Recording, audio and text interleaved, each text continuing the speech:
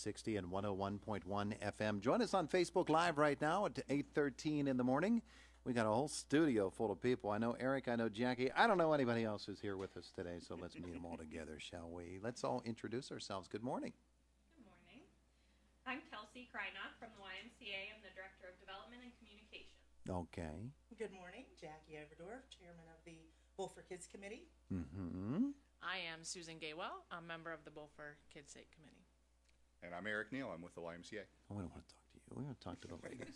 We want to talk to the ladies. Okay, this mic we're going to have to get we're pretty close to that one. Who wants to be my leadoff hitter here and talk a little bit about, mentoring as a whole, but really the event that's coming up this Friday?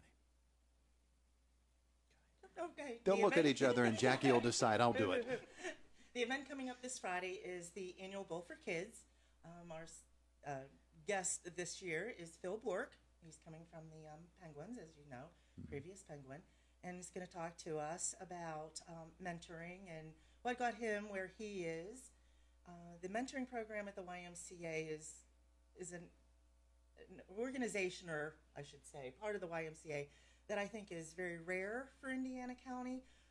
It's the only mentoring program that I'm aware of, and those kids truly, in this day and age, let's face it, they all need some mentoring, some help, some guidance, so they're not going the other way. Yeah. So that's why this Bowl for Kids is so important for all of us.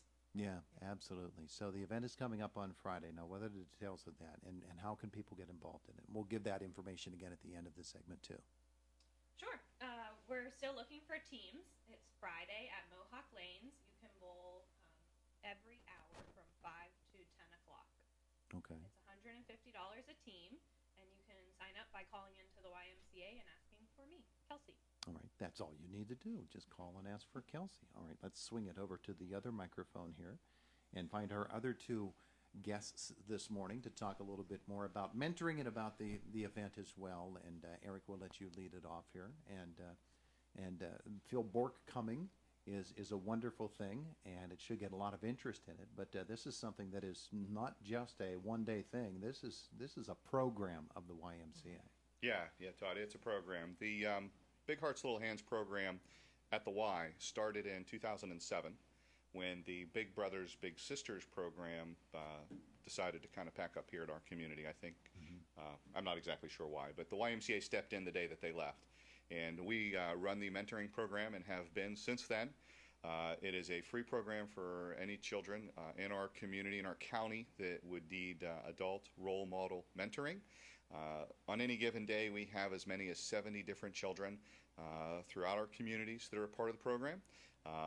Throughout the course of the year, we'll have approximately 100 or so different children who participate in the program. And with that, we provide them adult role model mentors. We put them in a variety of programs at the Y for kids that are waiting to be matched with a mentor. The program runs year-round.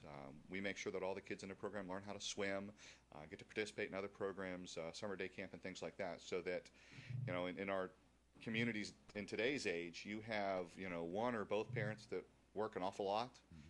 We have a lot of homes that only have one parent. So services like this are more necessary than a lot of people realize. A lot of the folks that are in the program may find themselves economically disadvantaged, but that isn't necessarily the case for everybody. Yeah. Because you have so many households where both parents are just working so much that you just need that adult in your life that will help these children through some difficult times, help them make good decisions. Yeah, absolutely. This segment, therefore, has a lot of moving parts. Let's talk a little bit more about what a mentor is and does, if you would help us with that. I think just mentorship as a whole is very important, as Eric was saying and Jackie was saying. Kids these days look for guidance, and they could find it in wrong places. So I think the YMCA and the program that they have, and with this event as the big fundraiser, I think is just a way for the community that can get out and support it. Not everybody's called to be a mentor, but everybody's called to do something. Sure. So whether it's sponsoring the event through a monetary sponsorship or a basket that they could donate for our basket raffle, that's another thing that can be done. I know some people are very creative and they can put things in a basket, and that's helpful too. Yeah, absolutely. Now, is there a need for more mentors, people to step forward and take that role on? Yeah, that's one of those things where I don't think anybody would ever argue the need for mentors, especially with young people. But it seems as though no matter how many children we have, we never have enough mentors. Yeah. We just never do. So we supplement that program with some wraparound services by putting them into our programs and doing group activities with them. But we can always use more mentors. And, it's not this huge commitment that I think a lot of people kind of get hung up on, or it shies them away from making the commitment. It's 1 or 2 hours a week. That's it. And you find that the children that have a mentor and they get to develop this positive relationship with, it makes so much of a difference in their life. It's truly life-changing. And having the folks that are willing to commit to that, I think a lot of times that the people who decide to become mentors, 6 months into it, they look at our program coordinator and say, oh my goodness, I just never would have expected the kind of experience that I've had, and it's been life-changing for them. Yeah. So, we really, encourage people to just take that time. It's, like I said, 1 or 2 hours a week. It's not a big commitment. I would guess that at some point they find themselves saying, if I had only had this when I was a kid. Oh my, yeah. Yeah. And if I had what would have been maybe not different, but certainly easier, Right. And what would have been a better path that I could have chosen. We're all going to end up where we're going to end up, but when the pathway is more clear to us, then we have a better shot at it. Well, and it's not like this mentor needs to be someone who comes in and kind of approaches it from a classroom setting. Through the interview process of matching our littles, that's who the program participants, we call them littles, and their bigs, which are the mentors. We interview both sides of the little and the mentor so that we find a match that's just comfortable. It matches with their personality, so they get to do things they enjoy. And it could be going to a ball game. It could be going bowling.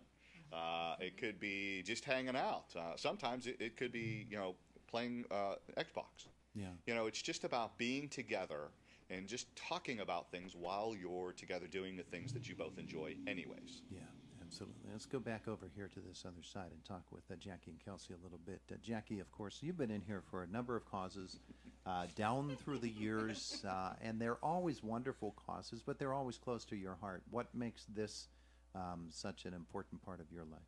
Sure, I think it's all about the kids. It truly is.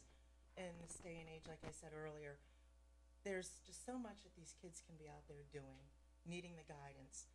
And a lot of the fundraisers that I participate in, sure, they're touching all the different areas of the community. But again, when it comes to the YMCA and it being such a solid, good organization that we can always all turn to at any given time for anything, for a number of things. This isn't the only program that the YMCA does have. But whenever you see those kids, they get so excited, and they come and they bowl. So a lot of the other fundraisers, you don't necessarily see, your recipients of the funds, okay? But these kids are there, and they're having a great time bowling and carrying on and eating their pizza and all that kind of good stuff. So that is what makes this a unique fundraiser, I believe, is so many people all involved all at the same time. Yeah.